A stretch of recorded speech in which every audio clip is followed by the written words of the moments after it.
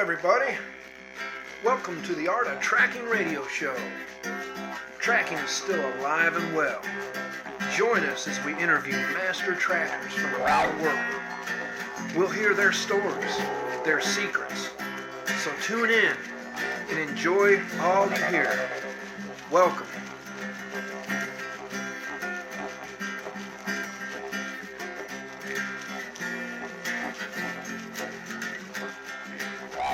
Welcome to the Art of Tracking radio show. Today we have Sam Gosling, Ph.D. with us. He is a professor of psychology at the University of Texas at Austin. He specializes in personality of people and non-human animals. Today we're going to be talking with him about his book Snoop, What Your Stuff Says About You, which is looking at the behavioral footprints we leave in our environment. We're excited to have Sam Gosling on the phone with us today. Professor Gosling? Uh-huh. Hey, this is Garth. Oh, hi there. How's it going? Good. How are you doing? Good. Good. Well, thanks for taking the time to talk with us on the show today. Yeah, not at all. So, you got your book, which I have right in front of me here, Snoop, What Your Stuff Says About You. And a lot of the trackers out there are also really curious and like Sherlock Holmes type stuff. And I think your book is a perfect fit for us, for a lot of the stuff we're interested in. Yeah, I think a lot of what we're essentially doing is tracking, in a single place in somebody's home. Yeah. Yeah. So one of the things that I find difficult is with Sherlock Holmes type stuff is like what should I be paying attention to, and what is it that I should be picking up and understanding?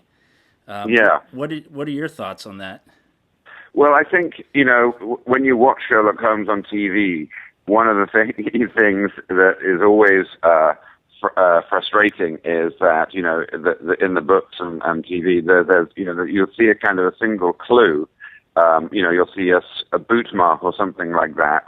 And then Sherlock Holmes will immediately know by looking at it exactly what occurred to it. And of course, that is entirely unrealistic because there are many different ways that many different things that could have led to that boot mark on the wall. And this is the thing with personality, is that a single clue could be the result of many different actions. And at the same time, many different personality traits could result in the same clue. So there could be many personality traits that could result in that scuff mark.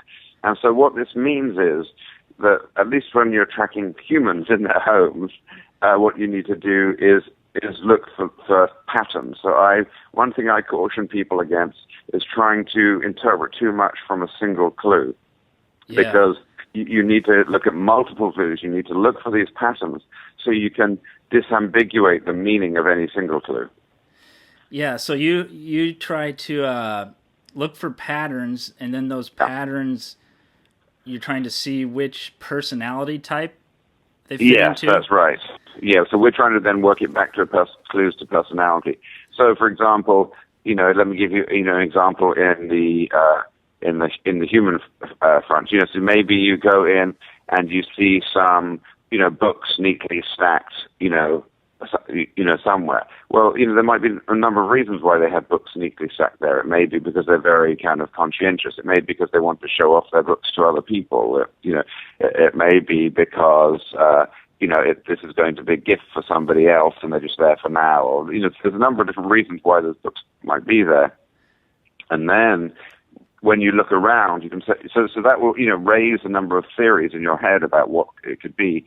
Then you can look around and find other clues in the space that help you rule out some of those possibilities and leave other possibilities in. What are the different personality types? Well, yeah, so what we have been doing in our work is using what's known as sort of the big five personality dimensions. And so the big five are really many people will know about Myers-Briggs or the MBTI.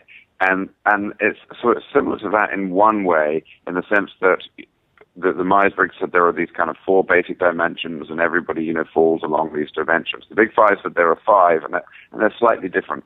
So the 5 dimensions, you can think of this as the ocean model, because they start with O, C, E, A, and M. Openness, which is really to do with broad-mindedness, curiosity. In humans, it's associated with people who kind of think in an abstract philosophical way, versus people on the other end of that pole who are more conventional, more traditional, and more concrete in their way. The next dimension is conscientiousness. Now, conscientiousness is an interesting one, especially when we're talking about non-human animals, because there isn't a lot of evidence of conscientiousness in non-human animals other than things like chimpanzees, because conscientiousness is really about frontal lobe function. So conscientiousness is about thinking before you act. It's about inhibiting impulses. It's about planning and so on. Okay. So highly conscientious, humans, they don't run out of supplies, and they have very neat places and so on. And then the next one is extroversion, introversion, which is pretty much what we know it is. That distinguishes individuals who like being around others and more sociable than others. The next one is agreeableness, which at least in non-human animals, tends to be manifested in terms of degrees of aggression and aggressiveness. And then the final one, and there's a lot of cross-species evidence for this, is what you can call neuroticism versus emotional stability. So this is sort of individuals who are essentially vigilant for looking out for dangers, what can go wrong, a sensitivity to what can go wrong. So in humans, this is sort of reflected by individuals who are on edge, nervous, easily stressed out, versus ones on the other end of the same pole who are more kind of calm, easygoing, laid back. Yeah, and in your book, so when you go into a room and you don't want to get, I read in your book, you don't want to get stuck on one particular item, because that can put you into a false line of reasoning. So you're looking for patterns, but then you do have a list of questions. Like if you come to an item, you had like 3 questions that I found. So I think, there's a number of things you do. So the first thing is you say, like, what is that item? So that tells you something. So, for example, in the case of humans, you might see a desk calendar sitting on, somebody has a desk calendar, desk planner sitting on their desk. And that tells, okay, that you have that desk calendar. That's a start. That's something that you can begin to think about.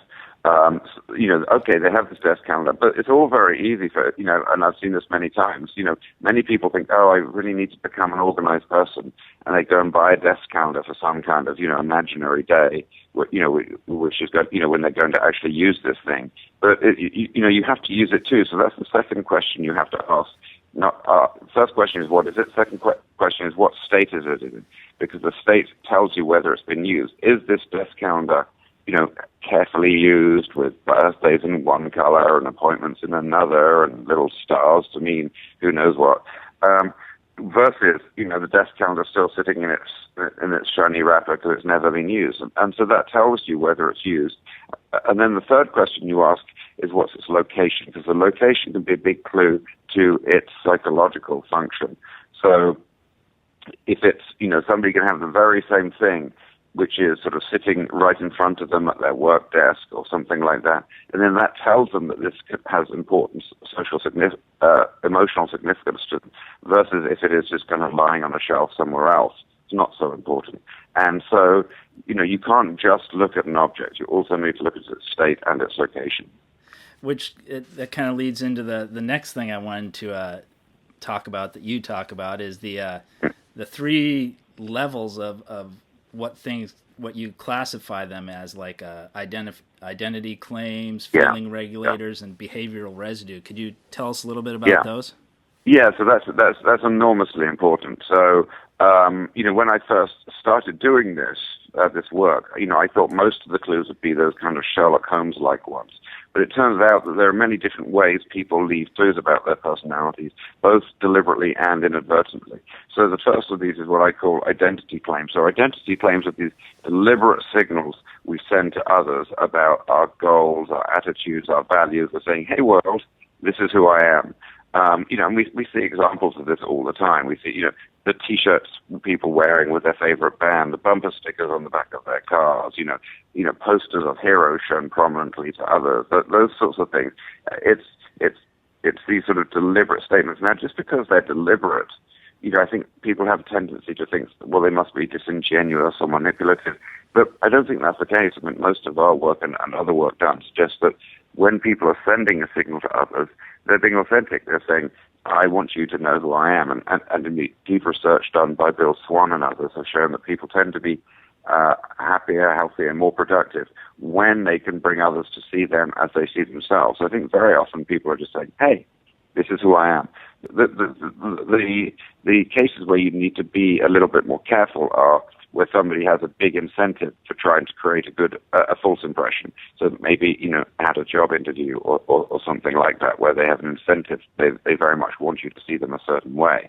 But generally in somebody's space, their physical space, they are, you can look for examples of this, and as I say, you can look around, maybe somebody has, some kind of, and these would be symbols that we all understand. Maybe they have something about their ethnic identity or their religious identity or where they grew up or, something about their family or something like that. They're saying, hey, people, this is who I am. Look at who I am. The second dimension is what I call thought and feeling regulators. So they're like identity claims in the sense it's deliberate things we do to the spaces, but their goal is not to be communicative. It's really just to change the space in a way to make it look to make us think and feel certain things. And if you look around, your own space, you often see things like this, where the meaning may not be super obvious to others, but it's there to make us think about a certain thing, to feel about maybe, the mementos of, of other times, people, places, etc. Perhaps one of the most common examples is, people having like a photo of their kid or their dog or their cat or their grandma or something right in, on their desk or maybe even on their phone or on the background of their computer. And these social snacks are the sorts of things that kind of like help us through the day. We're missing, say, you're missing your kid and say, oh, I miss my kid so much. But, my kid's at home, I can't see my kid. But you can kind of look down at this photo and it provides a kind of a way to kind of tide you over until you can get the real thing. It's sort of a little snacking in between that. And then and another, of course, great example of the way we leave, of the way we affect our environment to influence our mood is with music. We often do that. We play very upbeat, energetic music to put ourselves in one mood, relaxed music to put in another. So you can kind of see what music people have, what music they're playing. So the kind of music that they play a lot is the kind of feeling that they are trying to make themselves feel, which would go back to their personality type, probably. Exactly. Yeah. And then the third class of traits is really the Sherlock Holmes thing. The third class of clues we find in people's homes, and this is the idea that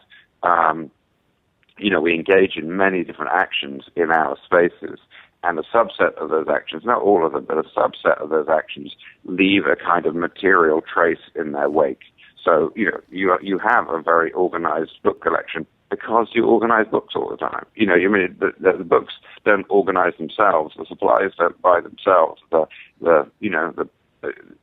Many of these things are just kind of the results of our actions. And so by looking at the clues, you can figure out the actions, which is, of course, what trackers do all the time, and therefore what in my case, what the personality was if they're engaging in certain actions habitually. So how did you come about to figure all this stuff out? I mean, this seems like a lot of stuff to figure out, and you did a lot of research. And how did you do that? Yeah, so what we did in our studies was we would go into people's places, and I must say, now it's one of those things that seems obvious once you know it. You can say, well, of course people leave a lot of clues to their personalities in their faces. I could have told you that, but but when it's all very well to say now that they do. But when we went in, I knew people would be leaving clues. I just didn't know whether strangers would be able to pick them up or not. So what I did in my first studies was I would prepare people's spaces so that you wouldn't know the person who lived there. So I'd cover up the photos of the person so you couldn't see what that person looked like, because we know people form impressions of others based on their appearance. I would put a little, cover up their names so to protect their anonymity. Then I would send my team of researchers into these spaces and say, okay, go in there and tell me what you think this person is like in terms of their personality. And these people would be filling out essentially a questionnaire version about this person using the big 5 personality traits that I mentioned earlier. Then what I would do is, of course, the occupant is not present to this. The occupant, they have nothing to go on other than this person's living space. And I should say that in my research, of course, for ethical reasons, my team weren't allowed to touch anything. So they couldn't open drawers. They couldn't, look inside things that they couldn't do anything that required touching anything. Then I sent in a different team of people who would go in and record sort of the physical elements of the space. So they'd say, is it tidy? Is it messy? Is it colorful? Is it distinctive? Those sorts of things. And then what I did was I compared what these judges who had made judgments only on the basis of snooping around somebody's space, I compared that with 2 indicators of what the occupant was really like. And so that would be things like, first of all, the occupant took a self-report personality test, a personality questionnaire on the Big 5. But in order to get an even better idea of what they're like, I'd also ask a couple of that occupant's friends to tell me what that person was like. So their good friends would fill out a survey for them, and then I would combine what the occupant had said about him or herself with what 2 of the occupant's good friends had said about the occupant. And so that gives me a very good kind of sense of what that occupant's really like, and something very good to compare with the ratings of the people who've done nothing but seen the space. And one of the other things I saw, I think I saw it on one of your other talks you did, is about the differences between when you're looking at something, if it's something in public that the public can see, something in private, and how much control the person actually has over that object, right? Yeah, so I think personality leaks out in so many different ways, and you can think of various things. So the type of shoes you buy, the way you drive your car, the music you listen to, all of these things have potential to reflect one's personality, but you have more or less control over some of these things. So when you're leaving your phone message on your phone, you have a lot of control over that, but and you have much less control over things like, for example, where you were born and perhaps the language style you have. But those are much more automatic and depend on other factors that you can't control. And they also vary in a degree to which they're public and private. So something like the message you have on your phone is very public because people are going to be listening to that. Whereas something like the entries in your diary or your passwords for your computer or your underwear, those sorts of things tend to be more private. And so it's worth sort of when you're thinking about, when you're snooping around somebody's space, it's very important to take into account the degree of control that person has, because that will tell you how much they can really have deliberately affected something, and how private or public it is tells you if they are trying to create a false impression. So, for example, if you see a big discrepancy between the things in the public spaces, maybe they have all of their kind of very highbrow books out versus the private spaces where perhaps they have all the trashy novels, then you'll say, oh, okay, this person is trying. It gives you a much better sense of an impression they might be trying to convey. So, do you think that did you find that different spots in, say, the United States have more of a certain personality type than another, or was there any trends that way? Yeah, so this is something that was, this is a research that was spearheaded by my former student, Jason Renfro, and he just kind of stumbled onto it. So we've been collecting data for years and years and years online. It's probably one of those personality questionnaires many of your listeners may have taken online. And as a result, we've been accumulating huge numbers of questionnaires from all over the world, in fact. And Jason thought, wait a minute, I wonder if there are these differences. Because, we have stereotypes about differences. We have the stereotypes about the kind of the wholesome people from the Midwest, and then kind of, the uptight, unfriendly New Yorkers, and people on the East Coast, epitomized by the, Woody Allen is the kind of anxious guy, and, the people who are, don't have, they're in such a hurry, they don't really have time to do anything. And then we have, of course, the stereotype of the laid-back Californian, the low neuroticism person. So we have these geographic stereotypes, and there's reasons to think that people may vary geographically based on their personalities, because, that you can just sort of do the social and also physical climate really affords you different opportunities. So, if you live on the beach and so on, that affords different opportunities than if you live in the middle of the mountains or in the cornfields or whatever it is. It really permits more socializing in one than the others, more energetic, exciting sports. If you live in a big city, that naturally exposes you to more different ideas, different people, more cultural opportunities, so on, than if you live in, say, a tiny town in the middle of the country. There are just sort of less opportunities to do those things. So we thought, okay, let's see if there are these different personality traits, if they do show a difference across the country, and we found they did, and much of them are very much in line with the stereotypes we have. So and of course, I should point out, of course, these are just averages. You're going to have all personality types in all areas, but nonetheless, you can see slight differences. So, wow, that's amazing. So part of personality is kind of a two-way street. Culture shaping the person, and then the person shaping their environment. It seems a bit absolutely. of a two-way. And that, of course, it's definitely a two-way street, and that's what we do with our spaces, right? If you think, why do we change our spaces? Well, one of the reasons is to try to engage in certain, activities and so on. It's to make those activities important. If you are a highly extroverted person and like socializing, you are going to, decorate your space in a way that affords socializing, and people then will come, and that will reinforce that extroversion. Same thing geographically. If you live in New York City, and you just find all of these, you just find it's too busy, or there's too many different people saying things, or it's just too much stimulation. You might move out of the city to a quieter place. If you live in a tiny village, a tiny town somewhere, and find, hey, I just don't find that there's enough different things for me to do, you may move to a big city.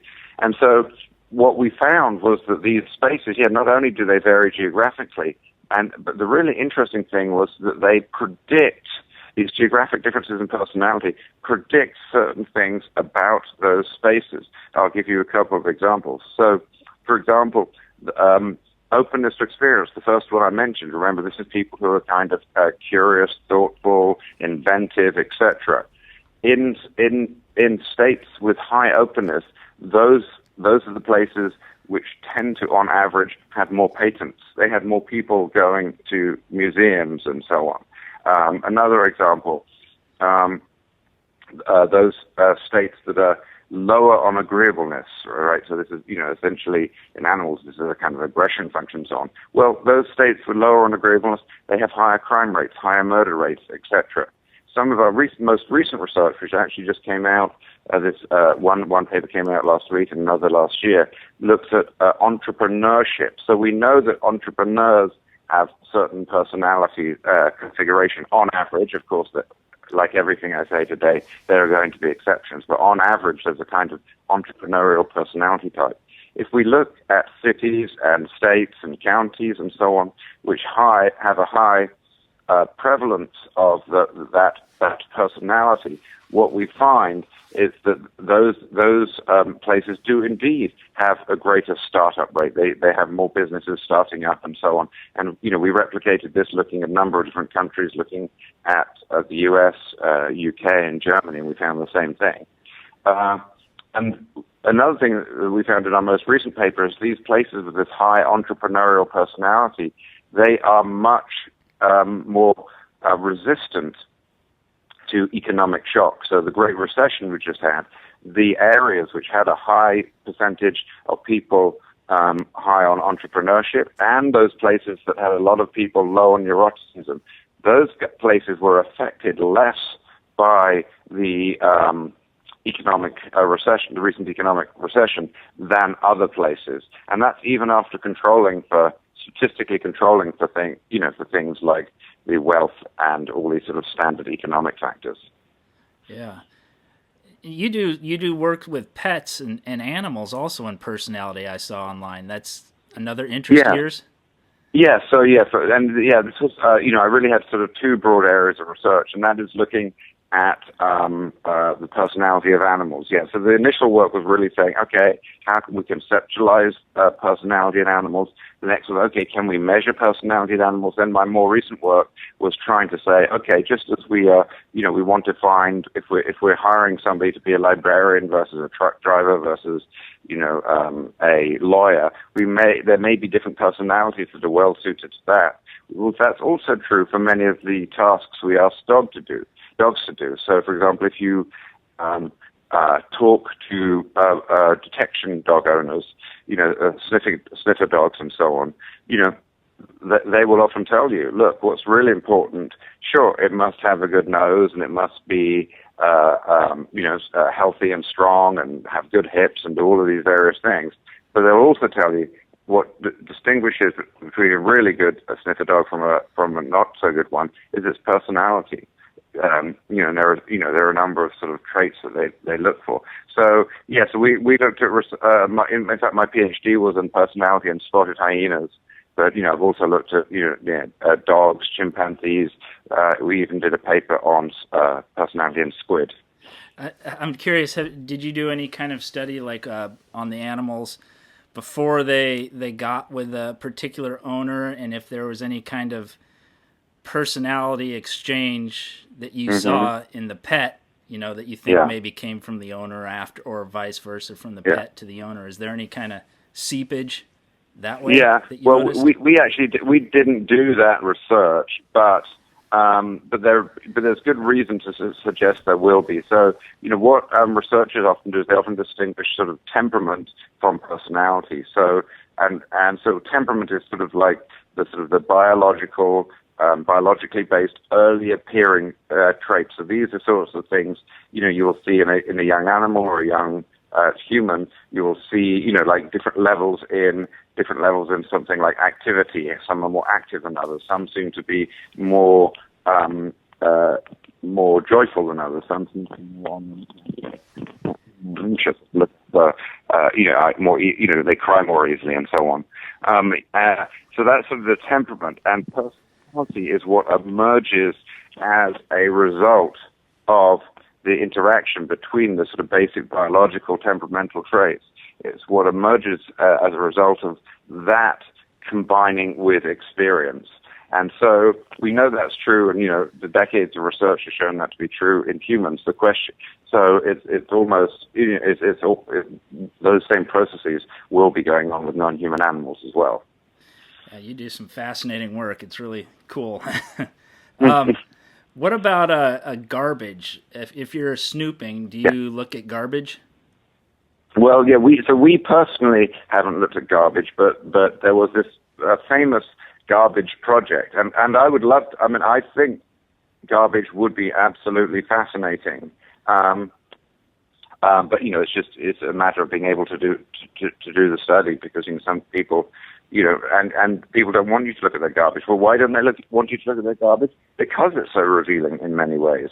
And what's particularly good about garbage is that, it's really evidence of behaviors that have really happened, because one of the things we can do in our space is we can do things to our space that indicate these kinds of desired behaviors, things we would like to do.